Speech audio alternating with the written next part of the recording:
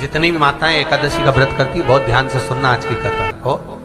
शायद जिंदगी में मिली ना मिली, और ये कथा का रिश्ता तो बहुत ध्यान से सुनना। स्कंद पुराण यहां तक कहती है कि इस कथा के चरित्र को जो श्रवण कर लेता है उसको 26 एकादशी करना भी नहीं पड़ती। इस एकादशी की केवल ये कथा सुनकर ही वो तर जाता है। बहुत ध्यान से सुनना इसको, कथा को। एकादशी के दिन जब आप जल शंकर को चढ़ाने तो रोज ही जाते हैं। जब एकादशी का दिन रहे और शंकर जी के मंदिर में आप जल समर्पित करें तो 3 बार मुख से स्वधा स्वधा स्वधा या स्वधा स्तोत्र का पाठ, जिसमें 12 श्लोक। 2-4 हैं, पैसा तो आ रहा है और घर में टिक नहीं रहा। डॉक्टर में, पुलिस में, एक्सीडेंट आदि में, कहीं गलत जगह पर, व्यसन में अगर पैसा जा रहा है, जुए में, मांसाहार, मदिरा पान, या कहीं आया पैसा आने में कमी नहीं, आ रहा है पर टिक नहीं रहा, रुक नहीं रहा। कोई मांगने आ गया, दे दिया, फिर वहां से अपने पास नहीं आ रहा, अपन कह रहे हैं भैया हमारा पैसा लौटा दो, नहीं आ रहा। तो महाराज शिव महापुराण की कथा कहती है, एकादशी के दिन गंगा के जल में मात्र 7 बेलपत्री डालकर जो नंदीश्वर भगवान अर्थात जो शंकर जी के शिवलिंग के सामने नंदी होता है, उस नंदी के चरण पर गंगा का जल चढ़ाकर बेलपत्री शिव पर समर्पित कर देता है, उसके घर में रुपया रुकना चालू हो जाता है। फिर वो गलत जगह पर नहीं जाता, गलत स्थान पर वो धन जाएगा ही नहीं। तूने स्वीकार किया, मांग तुझे क्या चाहिए।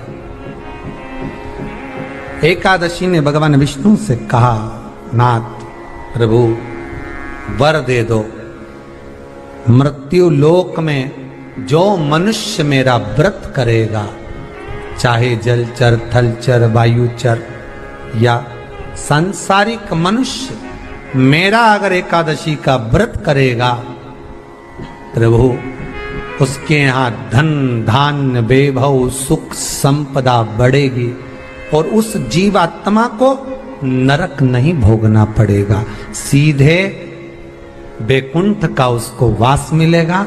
जब जीव आत्मा को लेकर चला जाएगा, यम के दूत जब बंदी बनाकर ले जा रहे होंगे उस जीवात्मा को, जिसके प्राण छूटे होंगे, यम के दूत जब बंदी बनाकर ले जा रहे होंगे, तब मुझे वर दो कि मैं इसका हाथ पकड़कर बेतन्नी से पार उतार कर सारे नरकों से निकालती हुई आपके धाम में लेकर आऊं।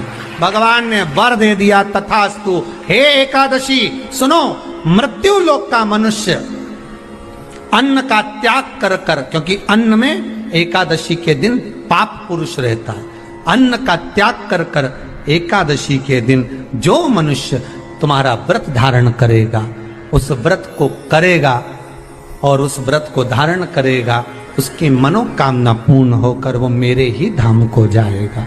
ये तो हुआ एकादशी के जन्म की कथा। एकादशी के दिन गंगा के जल में मात्र 7 बेलपत्री डालकर जो नंदीश्वर भगवान अर्थात जो शंकर जी के शिवलिंग के सामने नंदी होता है, उस नंदी के चरण पर गंगा का जल चढ़ाकर बेलपत्री शिव पर समर्पित कर देता है, उसके घर में रुपया रुकना चालू हो जाता है। फिर वो गलत जगह पर नहीं जाता, गलत स्थान पर वो धन जाएगा ही नहीं। बेटा अगर व्यसन में पड़ा हुआ है, मदिरा पान में पड़ा हुआ है, मांसाहार में, जुए आदि में जा रहा है, तुम्हें लग रहा है कि मेरा बेटा गलत मार्ग पर जा रहा है, ये मित्र दोस्ती गलत हो रही है, वो सही जगह पर आ जाए। करना है एकादशी।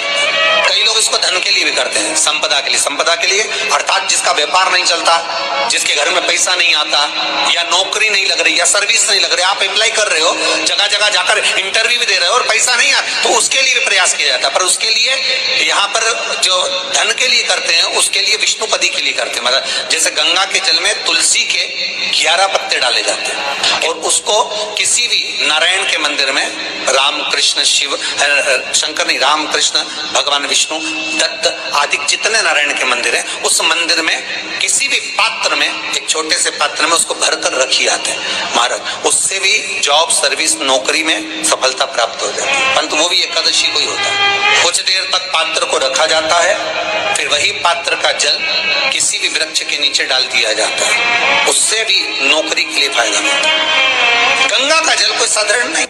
दशमी, एकादशी और द्वादशी, इन 3 तिथियों पर एक रोटी में थोड़ा सा मीठा रखकर सोमक पितृ का नाम लेकर यदि गाय को खिला दिया जाता है तो अगर कोई पूर्वज प्रेत योनि में भी पड़ा हुआ होता है, भटक रहा होता है, जिसको पिंड नहीं मिला, जो अचानक मर गया होता है, अधोगति में चले गया होता है, उस जीव की मुक्ति दशमी, एकादशी और द्वादशी, ये 3 दिन सोमक पितृ का नाम लेकर रोटी में, पूरी में मीठा रखकर अगर गाय को खिला दिया जाता है ये 3 दिन तक, तो वो पितृ कभी भटकते नहीं है, उनको मुक्ति प्राप्त हो जाती है, मोक्ष में।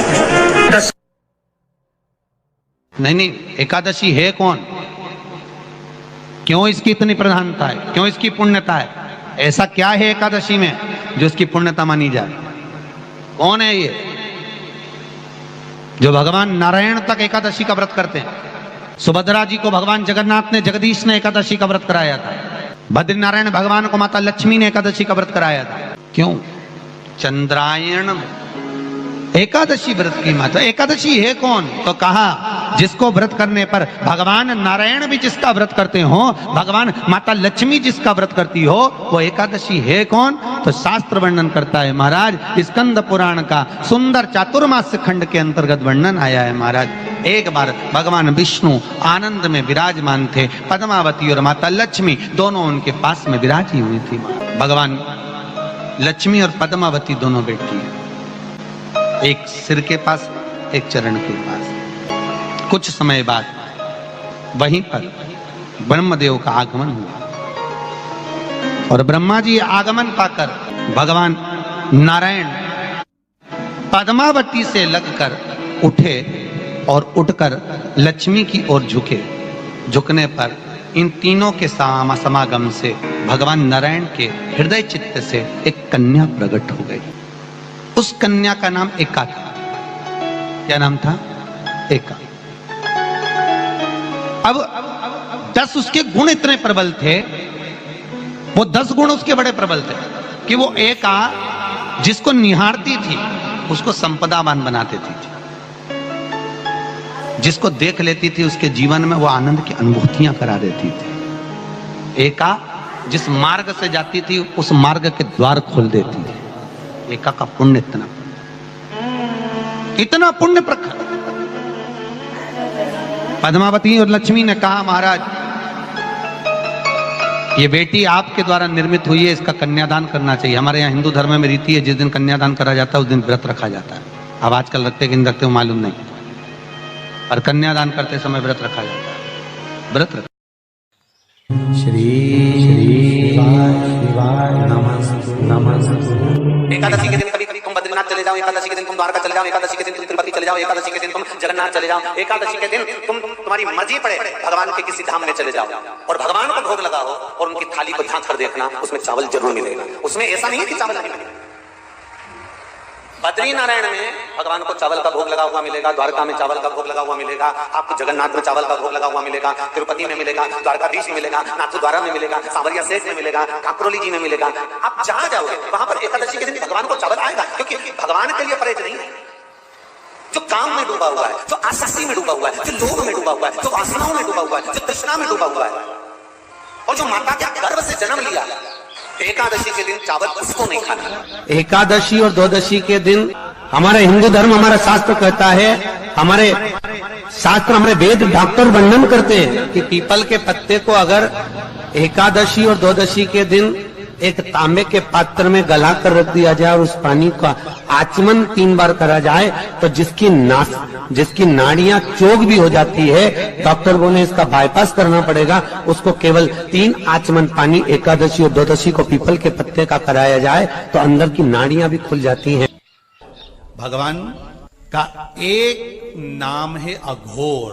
ब्रह्मा जी को दर्शन दिया, अघोर मतलब सिद्ध नाम। और बहुत ध्यान से सुनना भाई, बहुत प्रयास कर लिया आपने, कामना सिद्ध नहीं हो रही।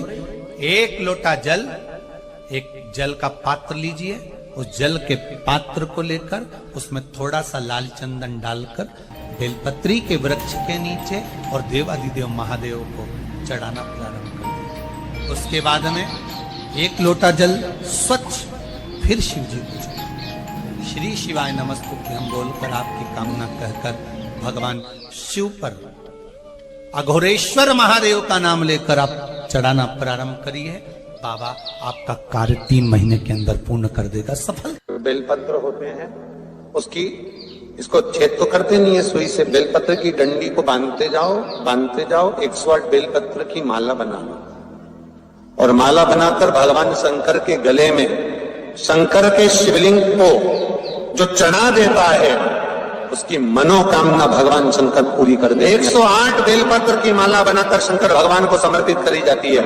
माता लक्ष्मी ने भगवान विष्णु को पाने के लिए तुलसी की माला बनाकर समर्पित करी थी, जैसे सती ने शिव को पाने के लिए, कामना को पूर्ण करने के लिए। शास्त्र कहता है घर के बुजुर्गों को, घर के बड़ों को, जेठ जेठानी हो, सास ससुर हो, घर में जो तुम्हारी उम्र से बड़ा हो, उसको आज पीला फूल या पीली चने की दाल या पीला वस्त्र, कुछ भी पीली सामग्री आज घर के बड़ों को देना चाहिए। क्यों देना चाहिए? तो शिव महापुराण की कथा कहती है कि जो शुक्ल पक्षी की एकादशी के दिन पीली वस्तु का दान दे देता है, घर के किसी ब्राह्मण को देने नहीं जाना, किसी मंदिर में देने नहीं जाना, आपके ही घर में, आपके ही घर के बड़ों को किसी भी पीली चीज का दान कर सकते।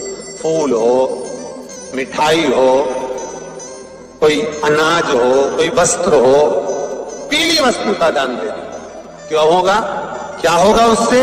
शिव महापुराण की कथा कहती है उससे जिंदगी में कभी बड़ी बीमारी प्रवेश नहीं करती। सनातन धर्म कहता है बट वृक्ष की पूजन करने वाला, बट वृक्ष के नीचे शिव की आराधना करने वाला, लोम समर्पित कर जल चढ़ाने वाले का जैसे कर्ज मुक्ति होती है, उसी तरह आंवले के वृक्ष के नीचे मात्र ताजा मिष्ठान दूध का बनाकर उस सामग्री को भगवान आंवले के वृक्ष के नीचे पूजन करने से लक्ष्मी और संपदा की वृद्धि होती है। शमी के वृक्ष के नीचे मात्र ओघड़दानी अवधूतेश्वर महादेव के नाम से, तो कहते हैं शरीर में बड़ी से बड़ी अगर बीमारी है, कहीं कैंसर जैसा रोग है या किडनी लीवर जैसा रोग है, कोई गांठ अगर शरीर में हो गई है, तो शमी के वृक्ष के नीचे दूध का जल थोड़ा सा हफ्ते में एक बार अवधूतेश्वर महादेव के नाम से समर्पित कर देने से रोग का निवारण होने लगता है, रोग थम जाता है और उस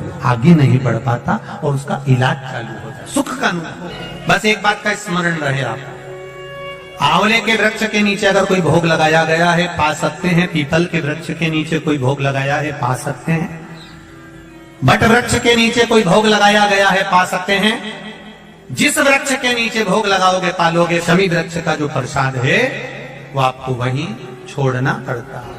हिंदू धर्म के 3 व्रत ऐसे हो गए जिनका पुण्य समाप्त नहीं हुआ महाराज। पहले नंबर पर एकादशी, दूसरे नंबर पर प्रदोष और तीसरे नंबर पर शिवरात्रि। एकादशी भी 26 है तो प्रदोष भी 26 है, शिवरात्रि केवल 12, और अगर अधिक मास की पड़ जावे तो ये 13, पर अधिक की आय तो 13 है। तो यहाँ शास्त्र कह रहा है कि 3 व्रत हमारे यहाँ जिनका पुण्य समाप्त नहीं हुआ, जिनका पुण्य प्रबल हुआ बड़ा, इसलिए आज भी माता एकादशी का व्रत करती है। और एकादशी का व्रत कर कर अगर कोई जीवात्मा को देते हैं, कोई मर भी गया तो उसको एकादशी का दान देते हैं। बहुत ध्यान से आज की कथा सुनना कि एकादशी का आपसे आपके बच्चे पूछेंगे, मम्मी हम भगवान विष्णु का दर्शन करते हैं, हम राम जी का दर्शन करते हैं, हम कृष्ण भगवान का दर्शन करते हैं, हम भवानी माता का दर्शन करते हैं, हम शंकर जी का दर्शन करते हैं, हम सारे देवी देवताओं का दर्शन करते हैं, पर ये एकादशी माता तो कभी नजर ही नहीं आती।